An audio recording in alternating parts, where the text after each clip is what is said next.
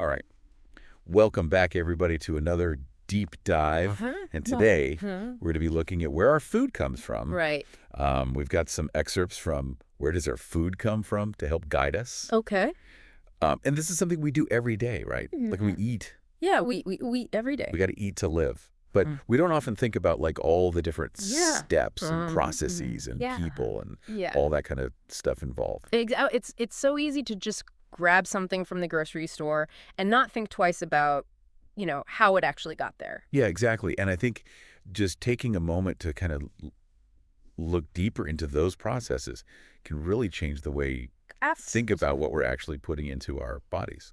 It's like lifting the curtain on a whole hidden world. Like there's this intricate web of global systems that are all working together to bring food to our tables. Yeah, it's like a global system. It's not just a local system. It's a global system. Exactly. And our source even dives into how different biomes, like, rainforests or grasslands, really shape the types of food that can even be produced in those areas. Yeah, and I never really thought about it before in that sense, but like geography actually has such a huge impact on like what we eat. It really does. It's a really fundamental level. Yeah, it's like each biome, kind of has its own unique recipe for what grows there, the temperature, the rainfall, the soil, all of these factors kind of come together to create the perfect conditions for certain crops to flourish. Yeah. Like that's why, we tend to associate specific foods with certain regions.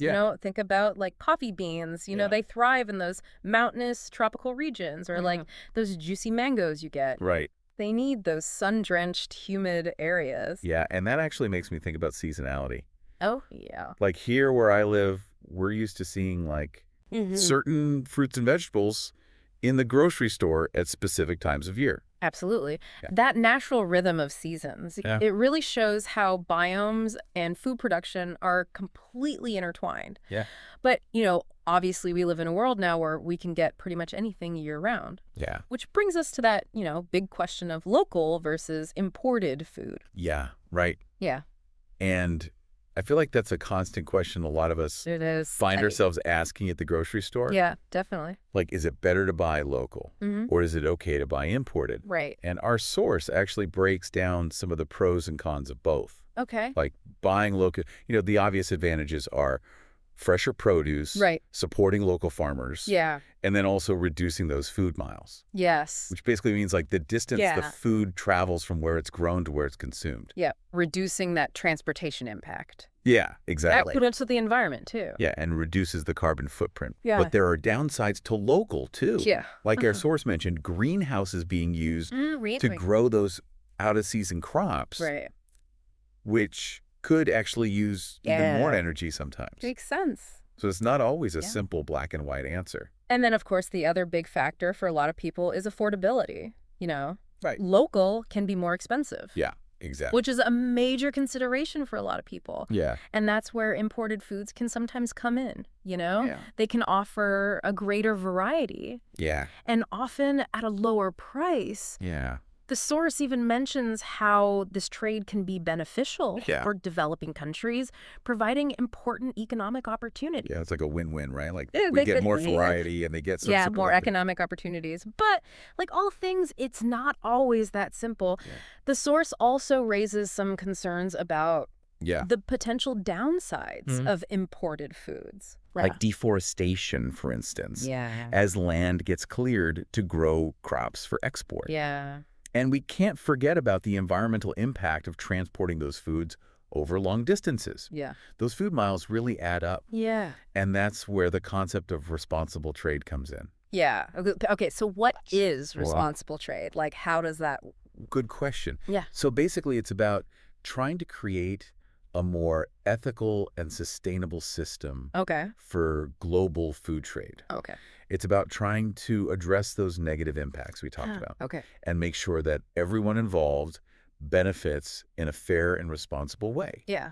That includes workers getting fair wages, safe working conditions, communities benefiting from economic growth, and also protecting the environment through sustainable farming practices. there are actually organizations and certifications that help ensure these standards are met. Okay. Like fair trade is a really good example. Okay. You've probably seen that label around. Yeah. So they focus on guaranteeing fair prices to farmers. Okay. Empowering producers and really promoting those sustainable practices. Yeah, so it's like looking beyond just the price tag. Exactly. Or considering the entire journey. Yeah, it's about making informed choices. Really thinking about the impact of our purchases. Yeah. And another important factor to consider is the environmental impact of what we choose to eat. Yeah. Our source highlights how meat production, in particular, contributes significantly to those greenhouse gas emissions. Right, and I think a lot of people are aware of that. Yeah. But I was actually really surprised to learn that even simple things, like processing wheat into flour and baking bread, still have a pretty big environmental impact. It's a good point. We don't often think about those things. Yeah. But it's true. Every step of the way, from growing the wheat to processing it to transporting it, all of those things require energy and resources. It's kind of amazing how much actually goes on behind the scenes to get food to our plates. It really makes you appreciate it more, doesn't it? Yeah. And speaking of things we might not always think about, those food miles we mentioned earlier, they play a big role in a food's carbon footprint. Right. It's basically a measure of how far that food has traveled to get to us. And how much energy was used to get it to us. So the further it travels, the bigger the impact. Yeah. So I guess one of the key takeaways from all of this is the idea of sustainability. Finding ways to meet our needs for food without compromising the environment for future generations. And I think that's a really powerful thought to leave our listeners with. Yeah. Just to think about, when you go to the grocery store next time, where did this food come from? What journey did it have to take? Food for thought, right. Yeah, to get to my plate. Literally. Yeah. Exactly. All right, well, I think that about wraps things up for this deep dive. That was a good one. Yeah, thanks for having me. Thanks for being here. Always a pleasure. All right, everybody. Until next time, keep on learning and keep on eating food. Responsibly. Responsibly, yes. There we go. Yeah, see ya. See ya.